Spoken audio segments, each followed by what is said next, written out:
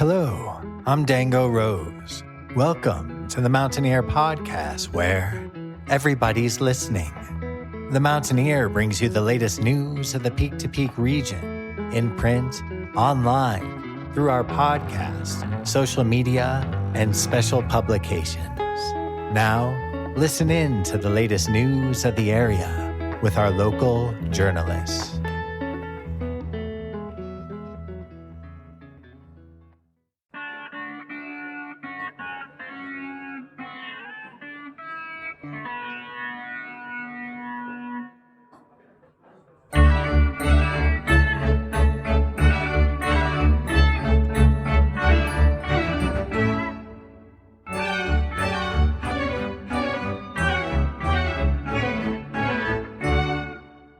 The piece that you are currently listening to was originally composed by Antonio Vivaldi. This is a modernized version of his chamber concerto in D major RV 93, specifically the first movement Allegro, and it is featured on the album Electric Vivaldi Global Solstice, the music of Gregory T.S. Walker and the Boulder Philharmonic Chamber Orchestra, which you can listen to wherever you get your music. 3 members of the Boulder Philharmonic, who are part of the current lineup, will be performing in a trio at the Nederland Community Library very soon, following an art reception featuring a photographer whose works are still up in the library until October 1st. More details to follow later in the podcast.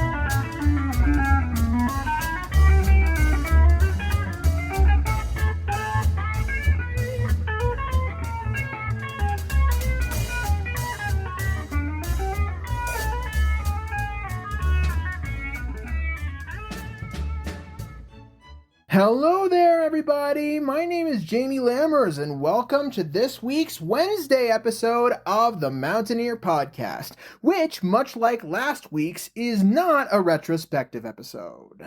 Like I said, we'll probably get back to retrospectives at some point in the near future, but for now, we're just going to focus more on whatever I feel is right for that particular Wednesday. I have 2 awesome guests for you today, but before we get into the episode, a little bit of an update. I am traveling out of state again tomorrow, Thursday the 19th of September, to celebrate my cousin's wedding over the weekend. I had hoped to get myself together enough to be able to get Friday's episode of the podcast completely edited and ready to go. Unfortunately, my schedule has filled up immensely over the last couple of days, and I've barely even had time to finish this episode of the podcast. So here's the plan. Either I will find free time and space to record and edit Friday's episode of the podcast and get it out to you on time, or I'm going to have to accept there is just no time for me to get it done on Friday. If that is the case, then I hope to have it out for you on Monday. At that point, I will either decide to finish Monday's regular episode, and you'll get 2 episodes in a single day, or I'll just delay Monday's episode to Tuesday, especially since we'll have a guest correspondent for that episode, and it won't take much editing for me to get it together. Regardless of what happens, we'll be back to our regular schedule next week, but I have to face the facts. I just don't think I have enough time to get the episode ready by Friday, and I am so excited for this particular interview and really want to take the time to get it right. So bear with me. I promise I will not let you miss out on any awesome episodes of the podcast. podcast. They just might be delayed a little bit longer and out of schedule until around next week. All right, now we've got logistical stuff out of the way. It's time to just jump right into our first guest. Do you mind introducing yourself real quick? My name is Serene Karplus. Now, you may remember Serene Karplus from a previous episode of the podcast.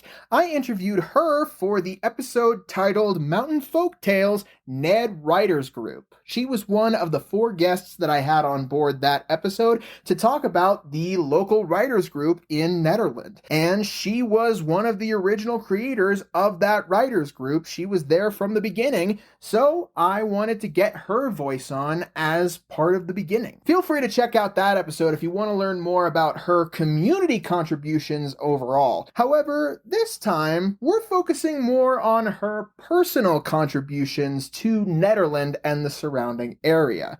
You have an artist reception coming up soon, don't you? I do. So can you tell us a little bit more about the details of this particular artist reception? Well, it's still under discussion with the library. The intention is that we will have a wine and cheese or wine and appetizer reception because it's a very exciting event. We have coming in that same evening a trio from the Boulder Philharmonic, a string trio, and I have not been informed yet of what the program will be, what they will be playing, but the intention is that they would be able to play out in the new outdoor space at the library if the weather permits, and if it does not, of course, they will move into the main body of the library. But what we decided to do was just pair both the visual art of photography and the performing art of the Philharmonic players so that we could have a full evening with a little bit of wine and cheese type of reception to just class it up. So what is this artist reception focusing on? What is the kind of work you're displaying at this art reception? The work being displayed at the moment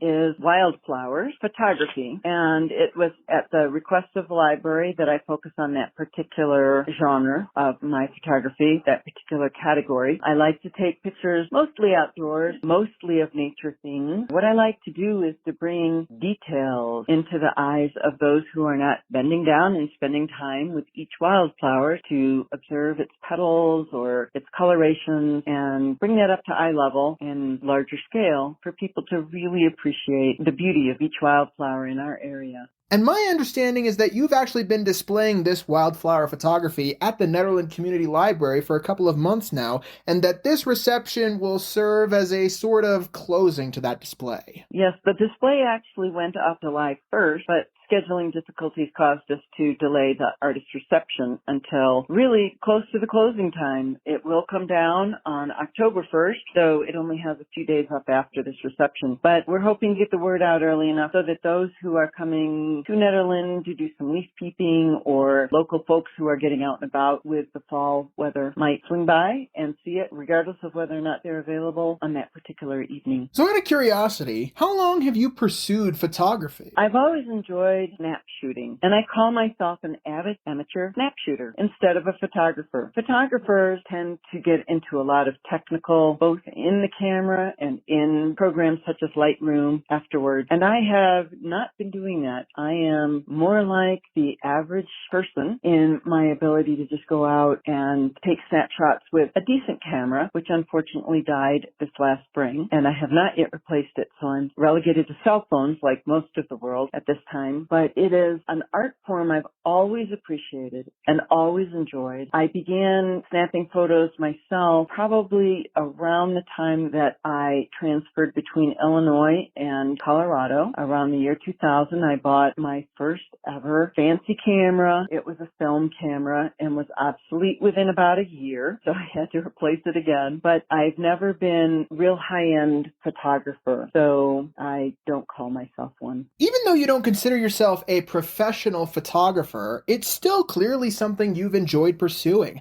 What has stuck out to you about the art form over the years? I think I'm attracted to photography from my own eyes as a way to stop time. All of us in life fear the passage of time and the fleeting nature of everything. And photography captures a moment in time. The moment a flower is at its best the moment an aspen leaf is turning yellow. And we all know in our lives that everything goes away. There's a poem, nothing gold can stay. And I think for photographers, it's a way to bring just a split second of beauty and share it with other people so that they can take their time and really enjoy and savor that moment anytime they want, anytime we want as the photographer. Because as the photographer, we have all the emotional memories of the place and time and atmosphere that we were in. But it does evoke it for many others because it captures such universal experience. If you'll indulge me, we'll come back to that poem that she mentioned in just a little bit here. Just out of curiosity, are there any other art forms you've pursued over the years, or have you always gravitated towards photography? Snap shooting with a camera is something that is always with me. Even if it's just a cell phone, I like to document things I've seen,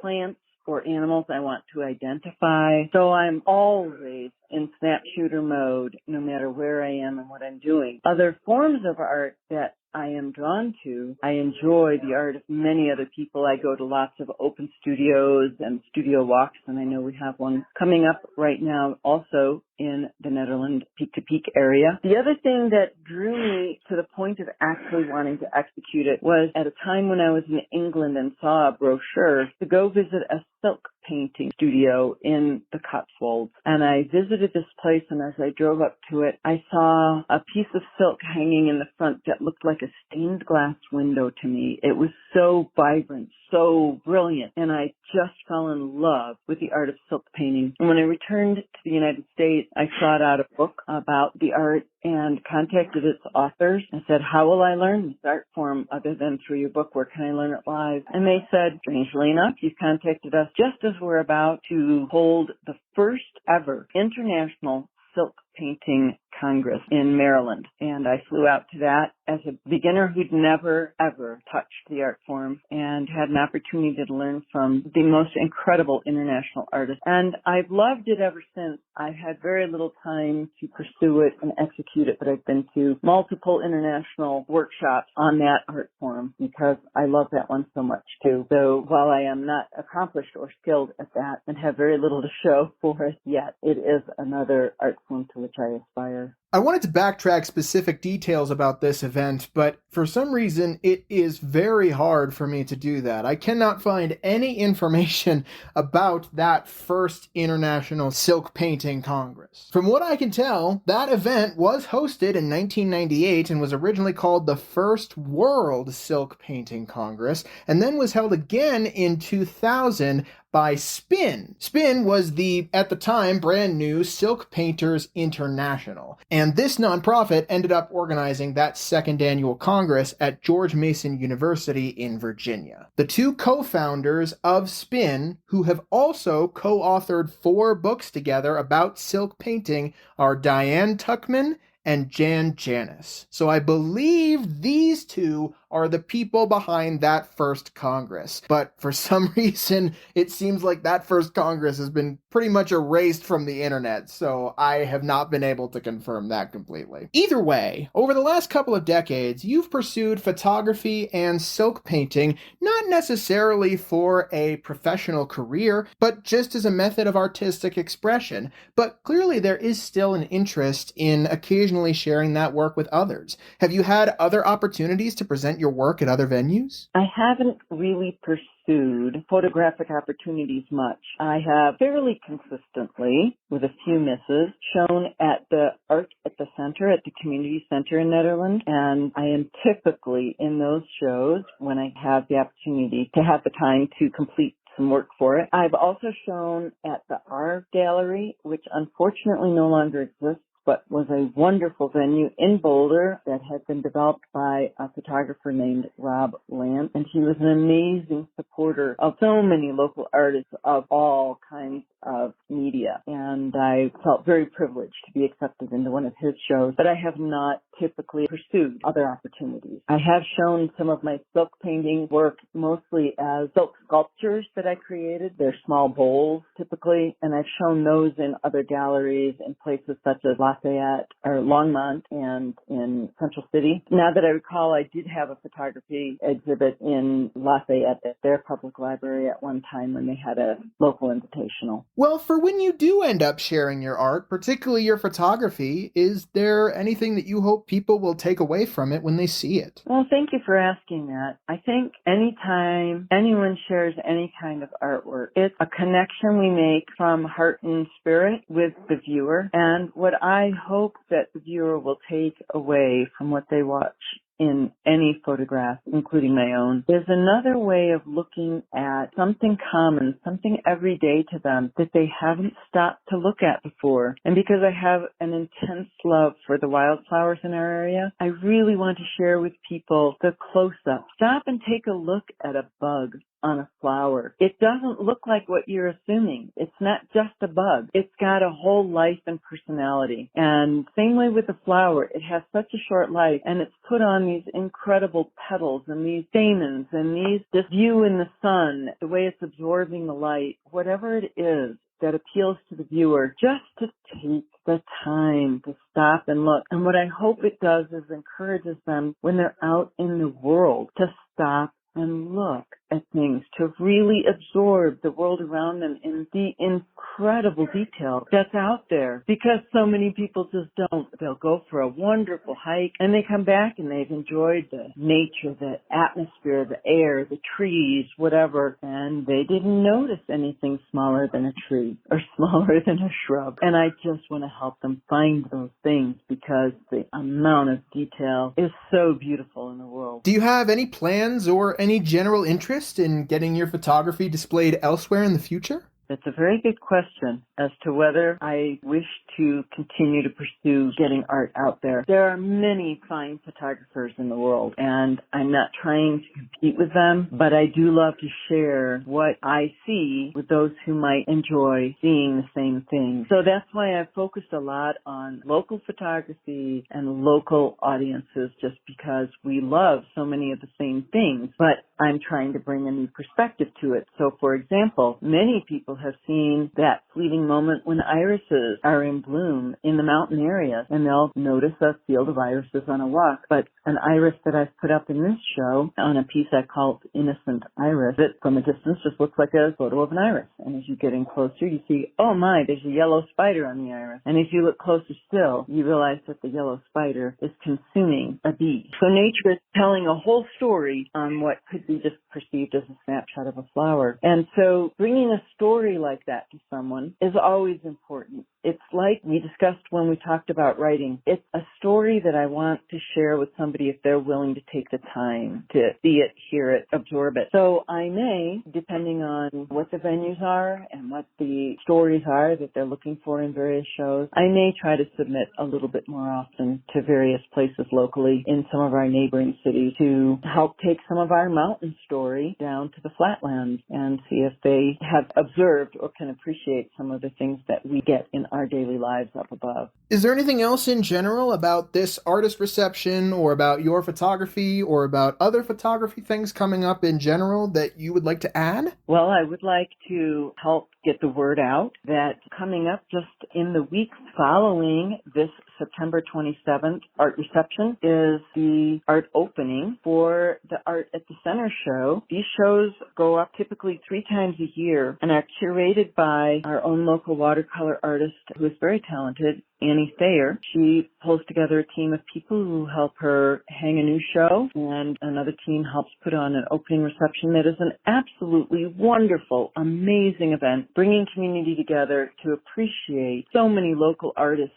It's a variety in the show of everything from photography to watercolor and oil paintings. There are sculptures in a case. There are so many different things there, and it really brings the community center to life and brings the artists of the community together for a show. I'd really like for people to feel that that is so welcoming and open to everyone. Please join us at that. There is a small contribution they now seek at the door because it helps offset the cost of the wine and appetizers, but it's so small and it really helps the community. It is just amazing to meet all your friends and neighbors there. There's usually music as well as a lot of volunteers who just make this all happen, as so many things in Nederland do. So that's an additional event I'd like to call people's attention to and put it on their calendars for the 3 times a year that it happens. It sounds like this is going to be a very exciting artist reception, too. Well, I'm looking forward very much to sharing the evening with a classical trio because that is my background, is to be a classical musician, and the visual arts are something that I've only added in my later adult life. So my heart and soul belongs to the musical side, and I will be absolutely thrilled to be in the same space with 3 professional musicians and sending people off from the visual art in my area after the first hour to send them over to enjoy the beautiful sounds of the string trio. You have a classical music background, too? My college degree was in instrumental music education because I was a performing French horn player in the classical orchestral settings.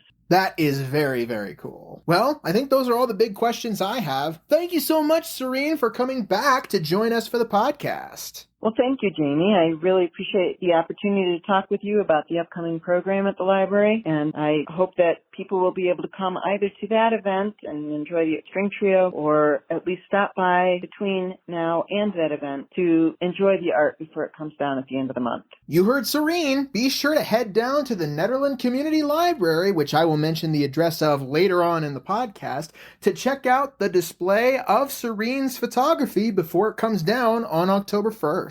Serene does not have an official catalog of her photography anywhere, but she does occasionally post photos she takes on her Facebook, so if you want to see some of the stuff she takes, be sure to check that out. Before we move on to our next guest, remember that poem that Serene mentioned earlier, Nothing Gold Can Stay? Well, that poem is by Robert Frost. I looked it up, and not only is it short, but I've read that it lapsed into the public domain in 2019. So, if you'll indulge me, I wanted to just read it really quickly to emphasize Serene's point about capturing the moment through her snapshots. Nature's first green is gold, her hardest hue to hold, her early leaf's a flower, but only so an hour.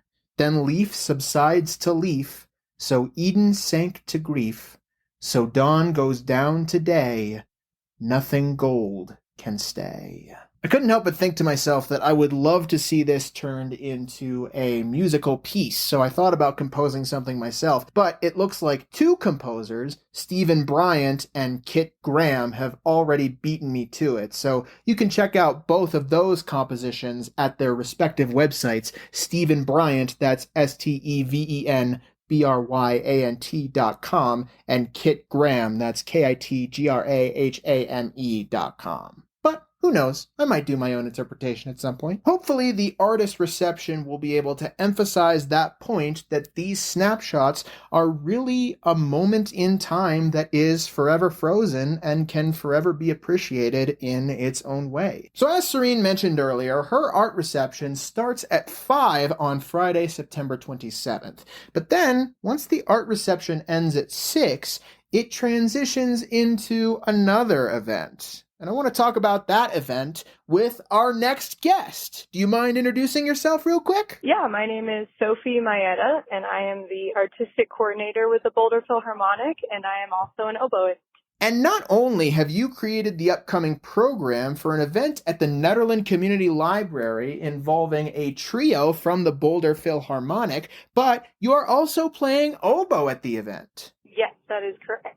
Can you talk a little bit more about what the concert is going to entail? Yeah, so the 3 of us are actually performing for a culture crawl on September 25th. So it's an event at CU that just is happening around campus, and they have a ton of different tents set up, and different people are promoting their work and art and music. So the Boulder Philharmonic is going to have a tent on the steps of Nederland Library, and they asked a couple musicians to perform and just promote the organization and pass out some flyers, play some music. So me, a bassoonist named Sam, and a violinist named Renat are going to play some different tunes. We're going to try to do all sort of things, whether it's solo, duets, and trio performances together. So because of this, then we got connected with Fernanda, who is in our education department at the Boulder Phil, and she helped schedule the performance at the Nederland Library. And because the three of us are performing 2 days prior, she thought, oh, hey guys, three of you should perform at the library. So that is how we got connected there.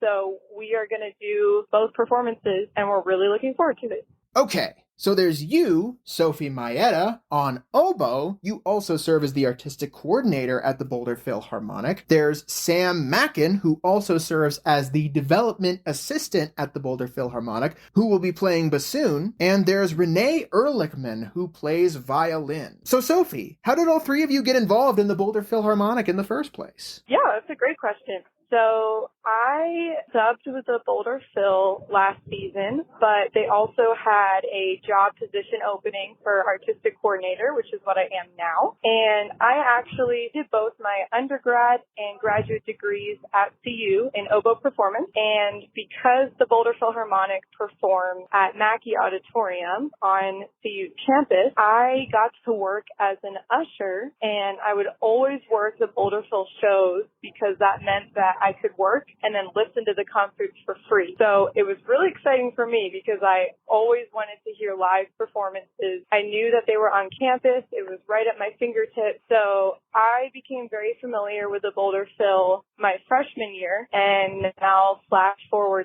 6 years later, opening comes up, and I was really interested in applying because I knew how great the organization was, and working for orchestras and still performing with orchestras is something I've always been interested in. So because of that, I applied for the job and have been working with them just for the past couple of months. So it feels pretty recent. I just graduated with my master's degree in May of 24, so just a couple months ago. But I applied for the job around February of 2024 and then started working part-time with them and then jumped right into full-time after graduation. So that is how I got connected with the Boulder Phil. Sam, our bassoonist, he works part-time for the Boulder Phil, and he is awesome, and he is actually completing his doctorate degree in bassoon at CU. And we are really good friends because we overlapped at school and played in ensembles together and did some chamber music together and love playing together and always relate over double reed struggles since we're both oboe and bassoon. So that's always fun. And then Rena is the violinist. She is also at CU. They're through CU, but also being part of Boulder Phil. And Rena is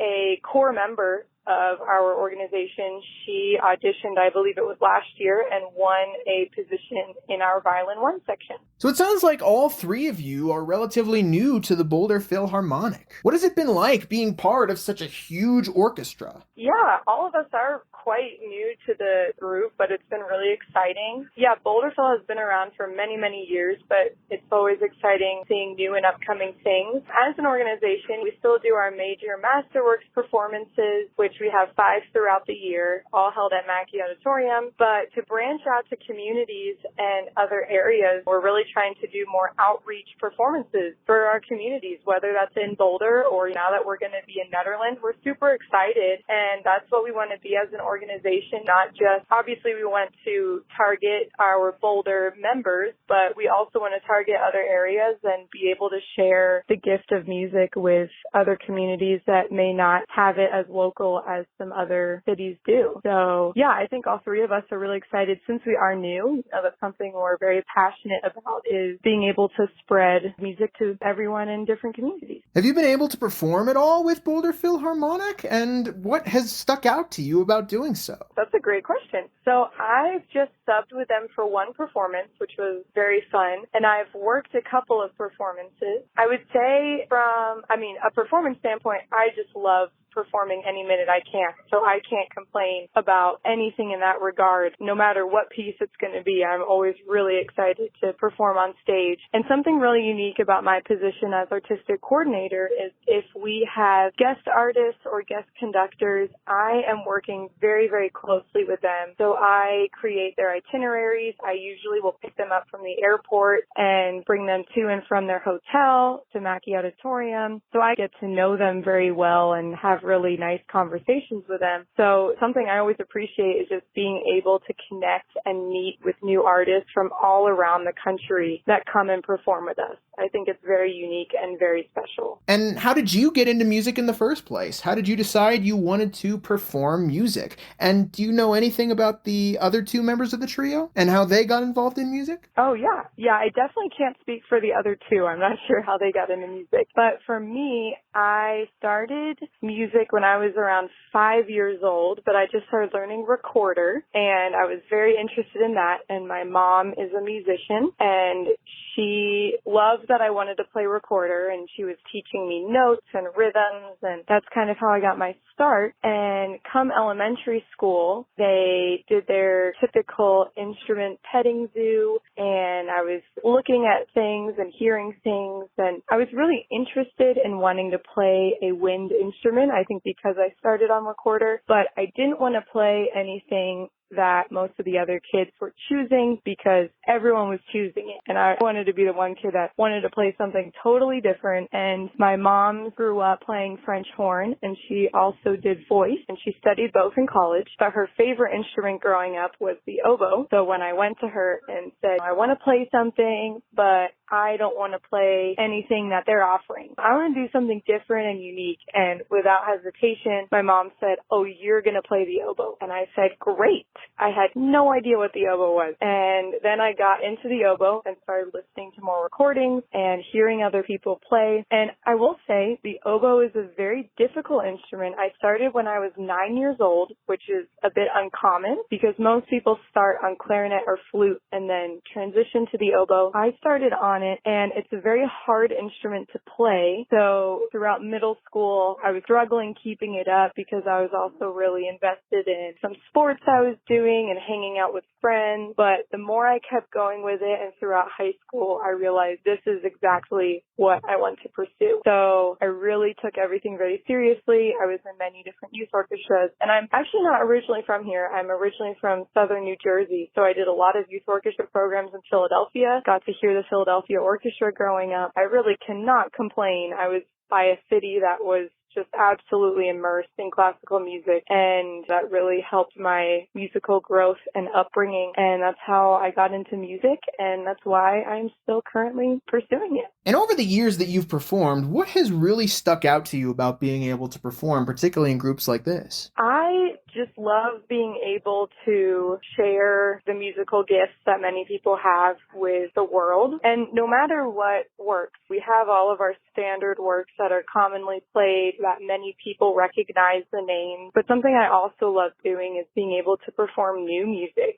and music that people haven't heard and expose that new music and new composers and new genres to people, and not only audiences, but even myself. I love learning new things like that. I mean, obviously, your standard works are amazing and should be learned and should be performed and played, but I also love the challenge of learning something brand new and even working with composers that are living and trying new things. So that's something I love doing and I'm very passionate about and love sharing with the world. And is there anything that you hope audience members will be able to take away from your performances in general? Yeah, I mean, I hope that people obviously enjoy it. And on top of our Masterwork series, as I said in the past, or a few minutes ago in the phone call, those are our standard classic works with composers and pieces you may be familiar with, and some you may not be familiar with. But we also have some other series, like we have a Shift series, which is trying to outreach to communities and different venues and playing works that many people may not know. So I really hope that if you come to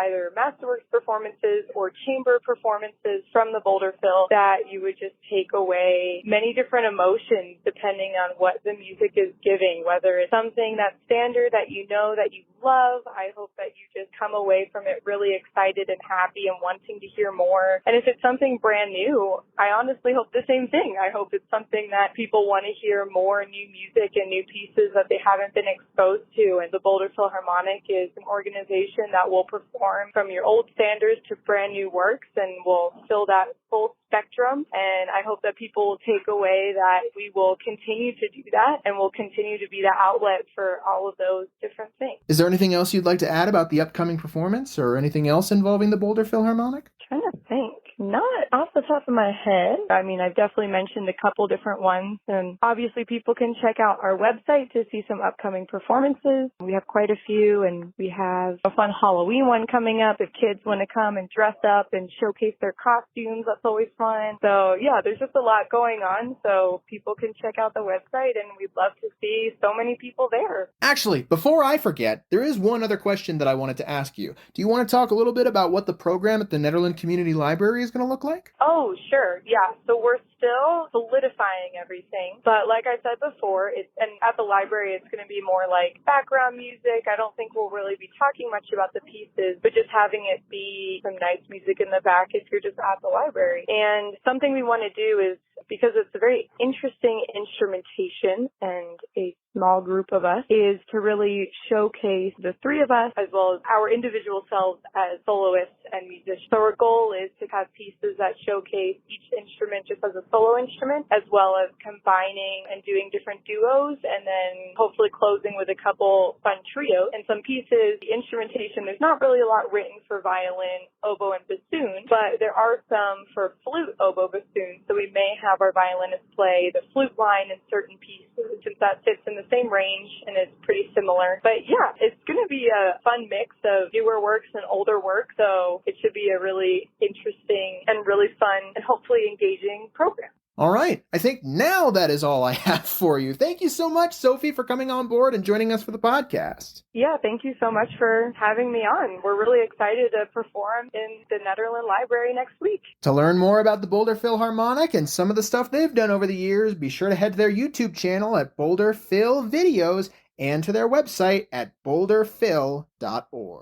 All right, now you've heard from Serene and what she hopes to accomplish from the art reception at the Nederland Community Library, and you've heard from Sophie of the Boulder Philharmonic and what she hopes to accomplish with her trio at the concert immediately following. If you want to attend the art reception and or the outdoor concert with the Boulder Philharmonic, then you can head to the Nederland Community Library located at 200 Highway 72 North in Nederland on Friday, September 27th, with the art reception starting at 5 p.m. and the outdoor concert following immediately after at 6 p.m. Sophie was talking about being background music for the lobby of the library, but just as a clarification, the event is planned to take place outside in the brand new reading garden of the library. If the weather doesn't permit for that to happen, then yes, it will be indoors, but the plan is for it to take place in the reading garden. Wine and cheese will be served at both events, so be sure to head over there between 5 and 7 if you want to see some awesome snapshots and hear some great music. Oh, and by the way, unlike some other events from the Nederland Community Library, this event does not require registration. You can just show up on the day. Thank you so much to everybody who tuned in to this Wednesday's episode of the Mountaineer Podcast. If you enjoyed this episode and you want to share this episode or others with whoever you see fit, then be sure to head to the mtnearpodcast.buzzsprout.com or to the mtnear.com/the-mountain-ear-podcast. And if you want to be involved in the podcast in any way, if you have an event in the Peak to Peak area coming up and you want to be interviewed, or if you have advertising that you want us to put on the podcast, then be sure to email me at media@themountaineer.com and we will get something sorted for you. As I mentioned earlier in the episode, I really hope I'm going to be able to find the time and space to get out the regular Music of the Mountains episode this Friday. But if that does not happen, you will not get the episode later than this coming Monday. I promise I will get the episode out as soon as I possibly can. I just have to find the time. So either way, be sure to stay tuned for the next awesome Music of the Mountains episode, and I will see you then. Have a great rest of your day!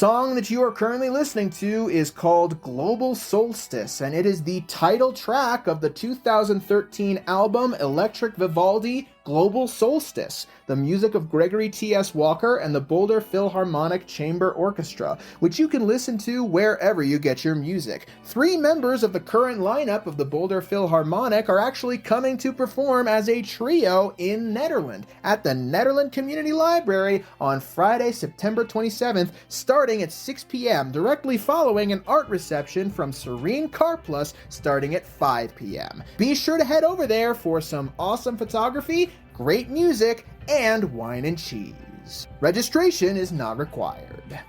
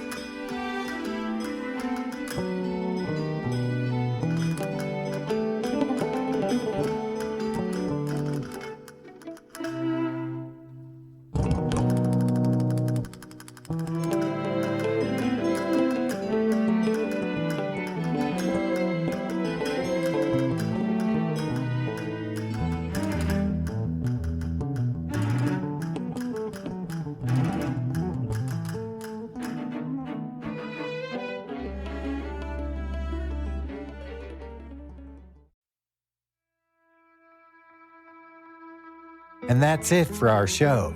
Subscribe online to get more access to more news, weekly updates to our community calendar, and a link to our YouTube channel by visiting themountaineer.com. Be sure to use the coupon code PODCAST when subscribing for a 10% discount, only available to our listeners. If you are in the local Peak to Peak area, be sure to pick up a print edition of The Mountaineer at a local business. I'm Dango Rose. Thank you for listening.